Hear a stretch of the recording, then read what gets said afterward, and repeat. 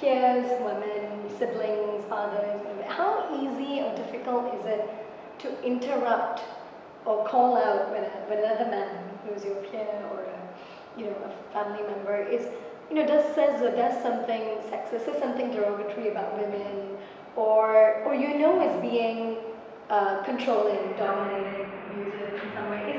Is it the role of other men? Is it the responsibility of other men to step in and say something? And how hard or easy is it to do that?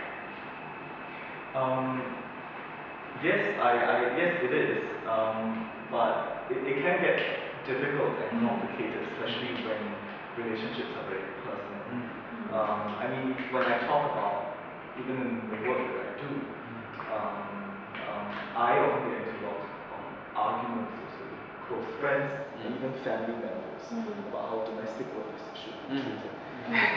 And it's often difficult to, I mean, trying to change the attitudes and mindsets of fellow friends and family members, I think it's the most difficult.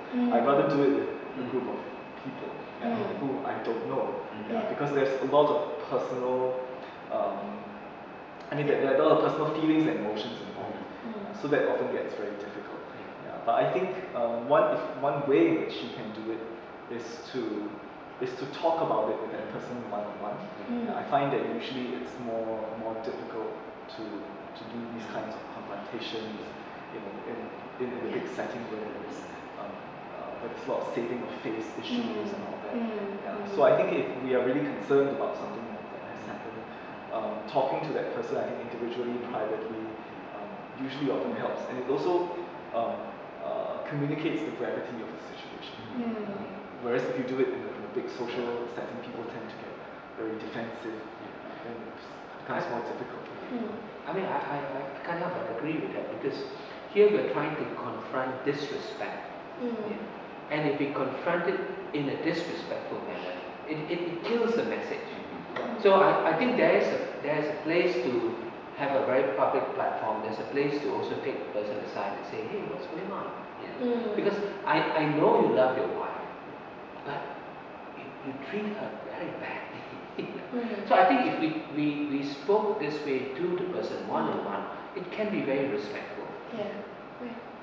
Do you have anything to add? Yeah, I think I'd reiterate just the point about how men have that unique role, that they're gifted with that unique ability to be allies, to women.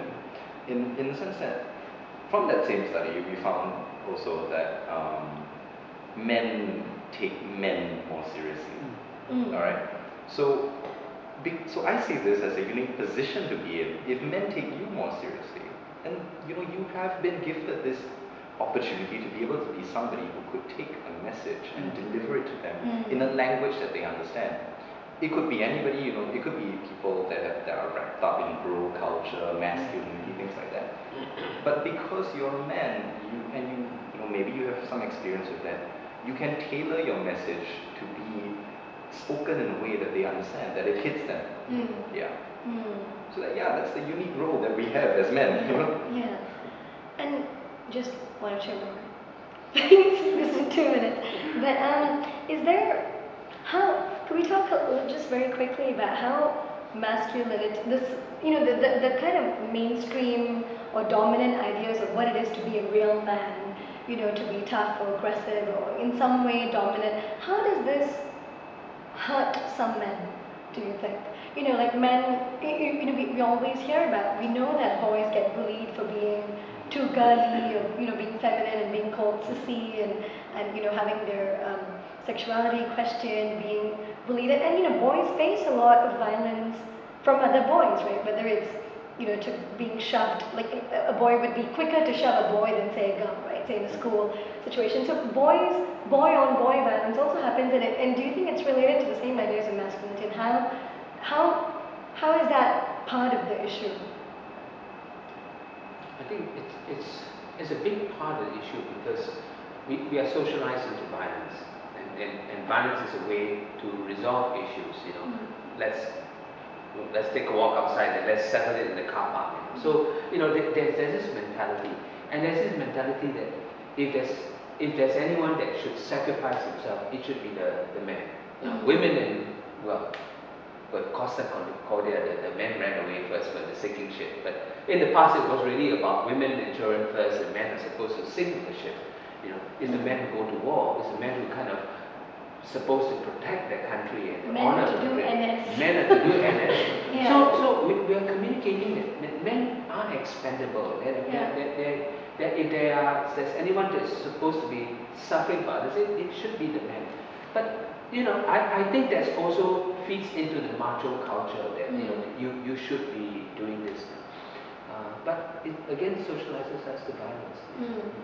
Yeah, and we know that, say, whether it's judicial caning in Singapore or even caning in schools, it's only The for boys. boys and men, right? So men's pain is often minimized, but like you said, it feeds into the very same cycle where men have to be like, yeah, I don't care about pain, and so I can also inflict it on other men or sometimes women, you know. So, do you have any final thoughts to share on why men should care about violence against women, and what can they do in their everyday lives to take a stand, to do something about it? Yeah, I think the question is a little bit sad for me. You know, why should men care about violence against women? It's such a basic question, you know, that really tugs at what it means to be human. I think every human being should care about violence to another human being. But I think if I really had to go down into it and give the most selfish reason possible, it's because violence is a two-way street. You hurt the opposite party, but the person who is dishing out violence, it's not that he gets away scot-free. Now, studies show that people who are bullies, people who are perpetrators of violence, you know, are more likely to be incarcerated, more likely to turn to alcohol and drugs, more likely to suffer from depression, more likely to have die of suicide. It's a two-way street. So to give the most selfish answer possible, men should care about violence against women because it's going to come back full circle and affect men. Yeah. I think it's a lot more powerful for men to stand up and say no to violence because statistically, men are the ones who are perpetrators of violence. So, and this is how we stand in solidarity with women and other victims of violence and say that, yes, I'm a man, and even though statistically I am more likely to inflict violence upon someone, but this is something which can be stopped. This is something which we can most certainly tell ourselves not to do. So I think men themselves coming up to say this would be a very powerful message. I would say all of us should be concerned about violence, whether be it a victim, a perpetrator. I think the reasons I'm in full agreement, but this is, this is our core humanity. How can we claim we're humans when we don't treat each other humanely? How can we say we are humans when we don't display qualities that speaks about humanity? If I'm constantly violent, then at some stage I lose my humanity. What defines me as human? Right. And I want to add something about violence because we often think about violence as physical and sexual violence, but there's also psychological violence, verbal abuses. I think this is something which we need to think about as well. I see, for instance, in my work, a lot of domestic workers who are often victims of this kind of verbal harassment, insults, demeaning remarks made about their appearances, made about their bodies, made about their background, the country that they come from, their income level. So I think we need to be aware of the kinds of biases that we have, whether it's class, gender, and be sensitive in the way we conduct ourselves, especially in the words that we use, because some domestic workers tell me they find that usually verbal abusers is even more painful for them than physical abuse because it really hits right into their hearts and it causes them a lot of stress. There have been instances where domestic workers have confided in me that they have felt like committing suicide because of the stress that they feel, the mental anguish that they experience while working in the household.